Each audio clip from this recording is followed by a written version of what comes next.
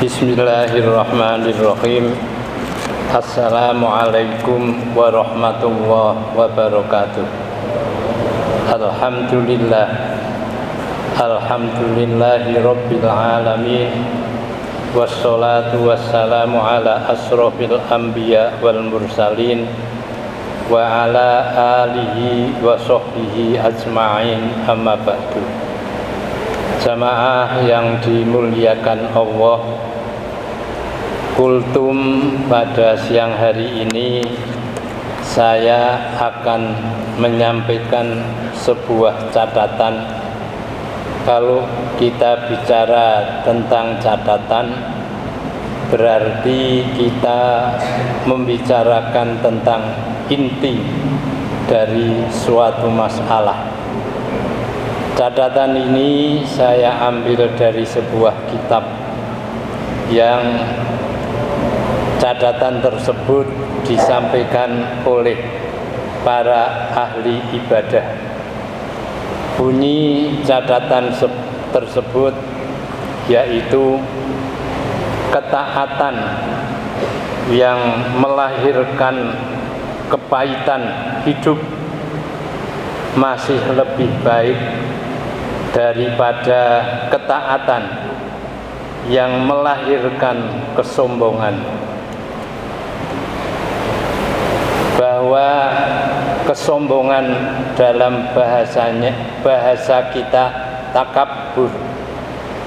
Mutakabbir itu sifat Allah, sifat yang hanya boleh dimiliki oleh Allah sendiri, dan manusia tidak berhak untuk menyandang sifat takabbur.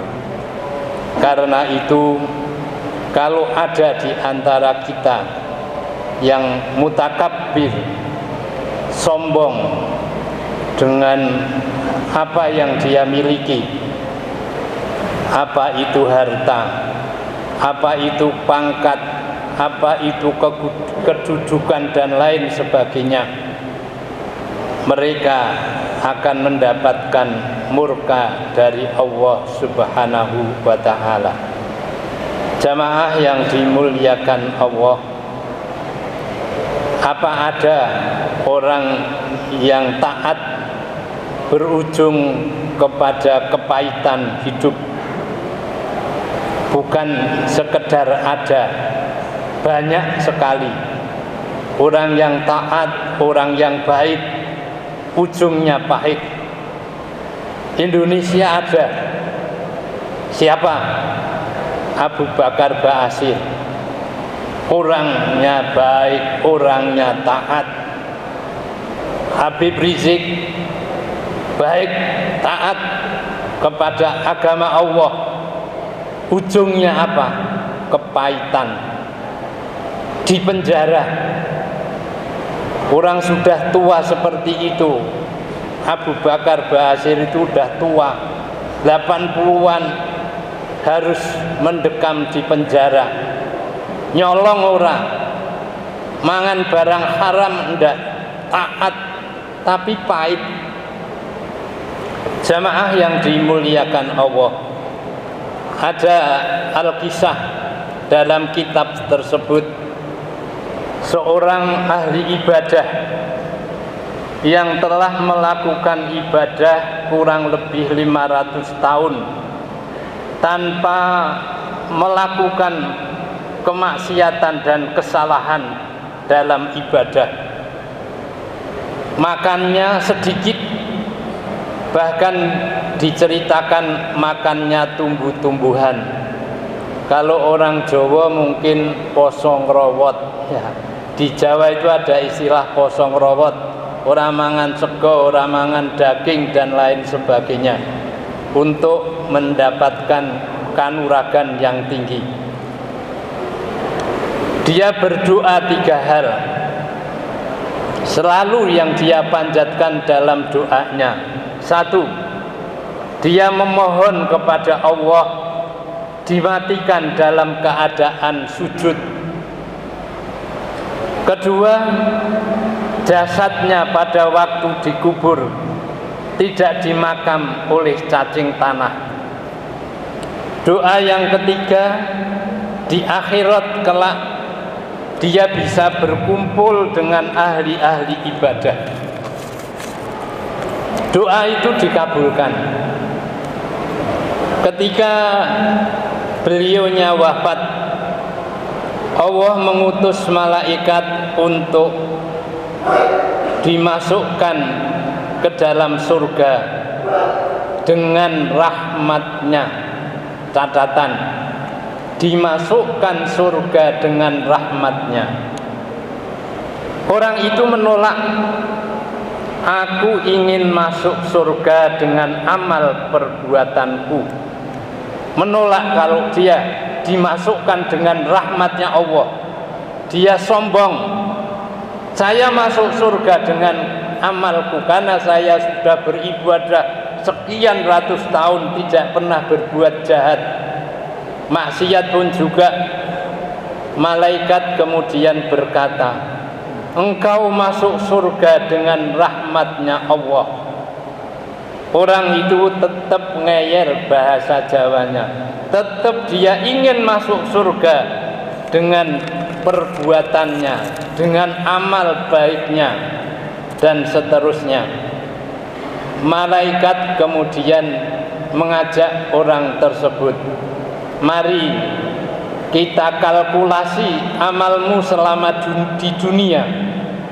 Apakah sudah bisa memenuhi kamu bisa masuk surga apa tidak? Kemudian malaikat membuka 5 catatan.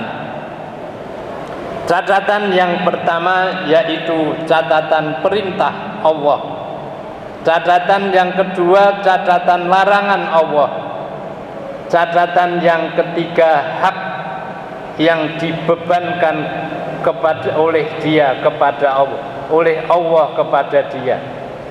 Catatan keempat tentang kewajiban, dan catatan yang terakhir tentang nikmat.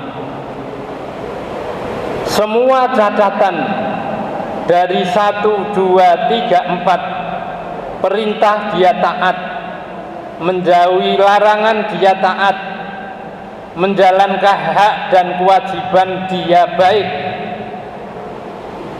kewajiban dijalankan dengan baik.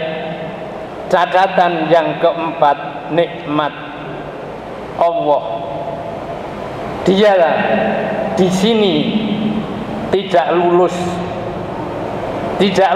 dalam catatan nikmat Allah. Catatan nikmat Allah saat ditimbang, nikmat Allah jauh lebih berat dari lebih banyak dari amal ibadah, amal perbuatan baik yang dia lakukan selama bertahun-tahun. Dan malaikat mengatakan, yang saya timbang ini hanya satu nikmat rahmatnya Allah, yaitu mata. Dengan nikmat mata yang diberikan kepada Allah kepada kita, jauh melebihi amal baik seseorang yang hidup hanya ibadah. Maka jangan diabaikan anugerah nikmat rahmatnya Allah, meskipun kecil hanya mata. Kita bisa pergi kemanapun kita mau, kita bisa berbuat apapun kita mau, kita bisa apa saja, kita bisa menikmati indahnya alam. Dengan apa? Dengan hanya mata. Mungkin kita belum bisa merasakan betapa besar anugerah mata. Kalau kita sudah mungkin kita buta, dari setelah melihat kita buta. Dunia ini gelap, tidak ada warna apapun kecuali hitam.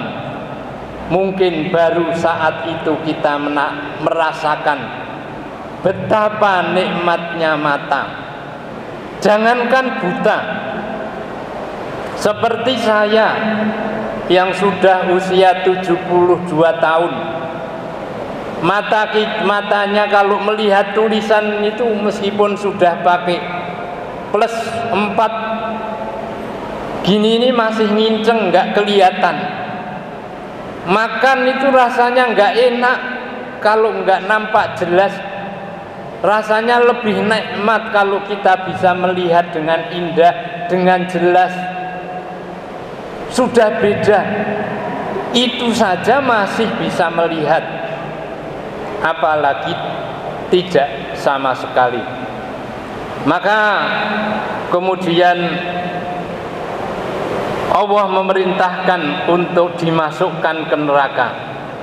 Saat akan dimasukkan ke neraka, dia memohon kepada Allah ampunan, memohon rahmatnya kepada Allah untuk supaya dia dimasukkan ke surganya Allah. Kemudian Allah mengabulkan hamba yang baik, yang taat ini, bahwa selama hidupnya dia enggan, ya dia masih enggan untuk meminta rahmatnya kepada Allah.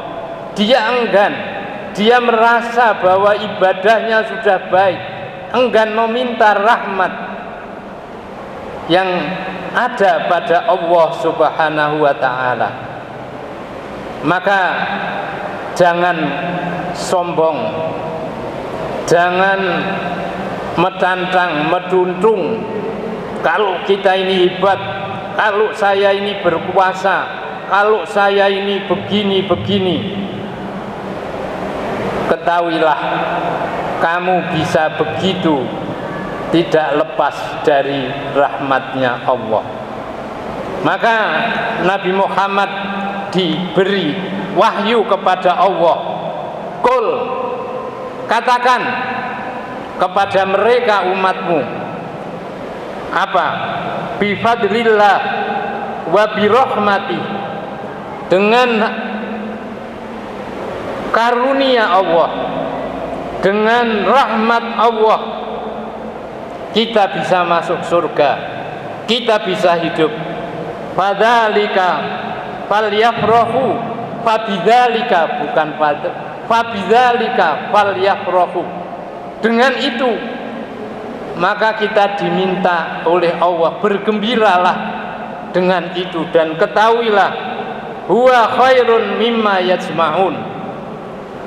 Rahmat anugerah Allah, ya anugerah Allah jauh lebih baik dari apa yang dilakukan oleh kita.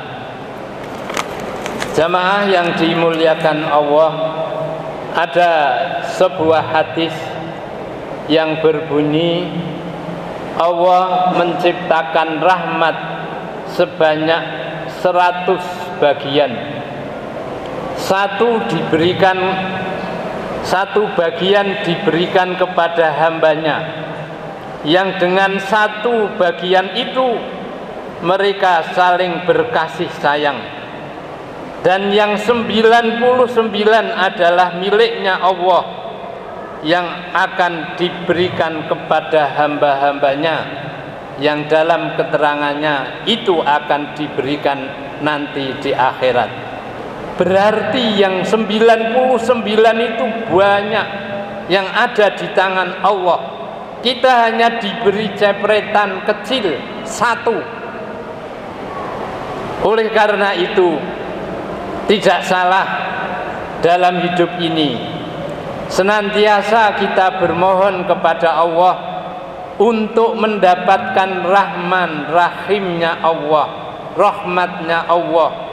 Dengan seperti itu kita akan bisa mempunyai surganya Allah.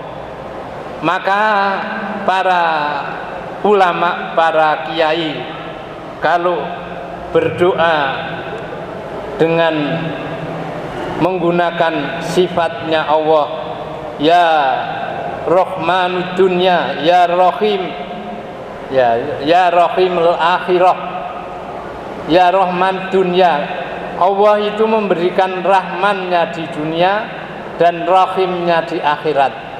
Maka kita kalau berdoa, hendaknya kita menyelipkan doa-doa ini kepada Allah, Rahman Rahimnya Allah, sehingga di akhirat kelak kita bisa memperoleh surganya Allah. Kita jangan bangga nek kita sudah wiridan ribuan tahajud setiap malam, tidak pernah berhenti membaca Quran, rumangsane sudah cukup untuk memperoleh surganya Allah. Dari cerita itu belum cukup. Surga adalah Rahman Rahimnya yang akan diberikan oleh Allah kepada kita. Sesungguhnya amal kebaikan kita jika dihitung dengan Rahman Rahimnya Allah belum seberapa. Kebaikan kita yang ada di dunia ini tidaklah cukup untuk memperoleh surganya Allah. Surga Allah akan bisa kita peroleh jika kita memperoleh Rahman dan Rahimnya Allah. Billahi taufik wal hidayah. Wassalamualaikum warahmatullahi wabarakatuh.